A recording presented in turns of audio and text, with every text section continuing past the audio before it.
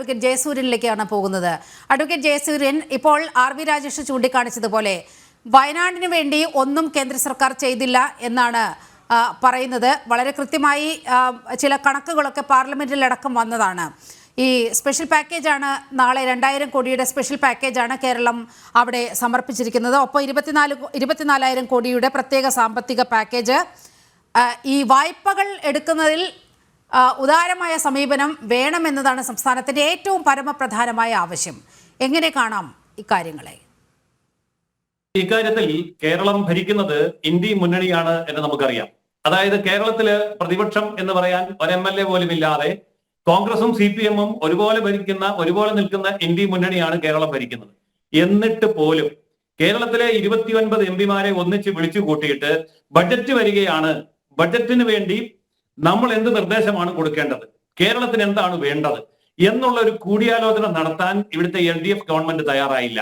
എന്ന് മാത്രമല്ല, അങ്ങനെ ഒരു കൂടിയാലോചന വേണമെന്നും ഇവിടുത്തെ 29 MP-മാരും അതിൽ BJP ഉണ്ട്, CPM ഉണ്ട്, കോൺഗ്രസ് ഉണ്ട്, ലീഗ് ഉണ്ട്, കേരള കോൺഗ്രസ് ഉണ്ട്, ഇവരെല്ലാരും കൂടെ ഒന്നിച്ചിരുന്നിട്ട് കേരളത്തിന് വേണ്ടി ഒരു നിർദ്ദേശം മുന്നോട്ട് വെക്കണമെന്ന് പോലും സംസ്ഥാന ഗവൺമെന്റിന് ആഗ്രഹവും ഉണ്ടായില്ല. അങ്ങനെ ഒരു സംഭവം ഉണ്ടായില്ല. പ്രതിപക്ഷം അതൊട്ട് ആവശ്യപ്പെട്ടിട്ടുമില്ല. അപ്പോൾ കേരളത്തിന്റെ നിലപാട് എന്താണെന്ന് വ്യക്തമല്ലേ?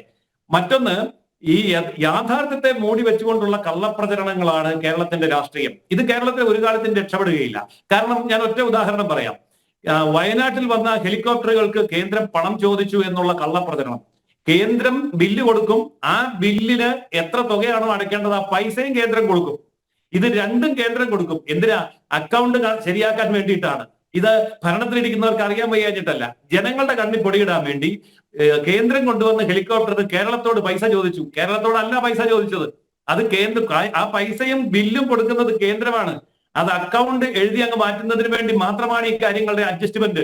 ഇത് ജനങ്ങൾക്കറിയില്ല. ഉടനെ ഇതാണ് പറയുന്നത്, കേന്ദ്രം ഹെലികോപ്റ്ററിന് പൈസ ചോദിച്ചു. ഇതുപോലെയുള്ള നിസാരമായ ബാലിശമായ 100% കള്ളം ജനങ്ങളുടെ തലയിൽ അടിച്ചേൽപ്പിച്ചുകൊണ്ട് ജനങ്ങളെ വൈകാരികമായി കയ്യിലെടുക്കുന്നതിന് പകരം ആ വയനാട് പാക്കേജിന് വേണ്ടി കൃത്യമായിട്ടുള്ള കണക്ക് ഹാജരാക്കിയാൽ അപ്പോൾ പണം കൊടുക്കാമെന്ന് കേന്ദ്രം പറഞ്ഞപ്പോ എന്ത് കണക്കാ ഹാജരാക്കിയത്? ഒരു ശവശരീരം കുഴിച്ചിടാൻ വേണ്ടി 70,000 രൂപ.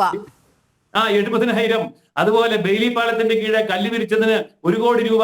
ഇങ്ങനെയൊക്കെ എഴുതിക്കൊണ്ട് കൊടുത്താൽ പൊട്ടന്മാരാണോ കേന്ദ്രത്തിലിരിക്കുന്നത്? അങ്ങനെയുള്ള പൊട്ടന്മാരൊന്നും അല്ല. അതുകൊണ്ട് അതൊന്നും നടക്കില്ല.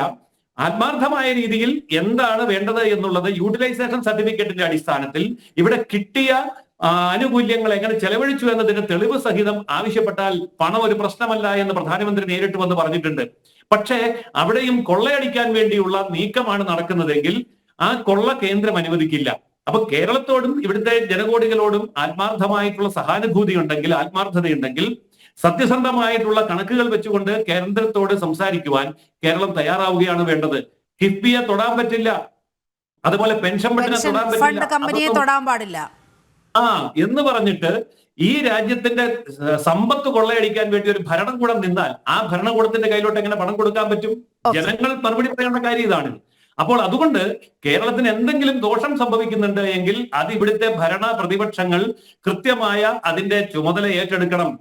പ്രതിപക്ഷം എന്താണ് ചെയ്യേണ്ടത്? ഭരണപക്ഷത്തെ തിരുത്തുകയാണ് ചെയ്യേണ്ടത്. ഇവിടെ പ്രതിപക്ഷം ഭരണപക്ഷത്തിന് പിന്തുണ കൊടുക്കുകയാണ് ചെയ്യുന്നത്. കാരണം അവർ ഒറ്റ മുന്നണിയിലെ ഘടകകക്ഷികളായി പോയി.